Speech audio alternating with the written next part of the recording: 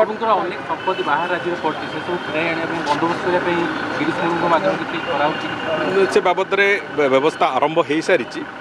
मंदिर प्रशासन तरफ से बाबद जहाँ करा कथा पाखापाखि 58,000 एकर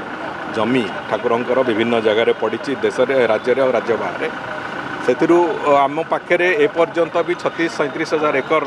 कागजपत्र भी प्रस्तुत हो सारी बाकी गुड़िकर कागजपत्र प्रस्तुत कर प्रक्रिया चली तेणुक आम मु भावुँ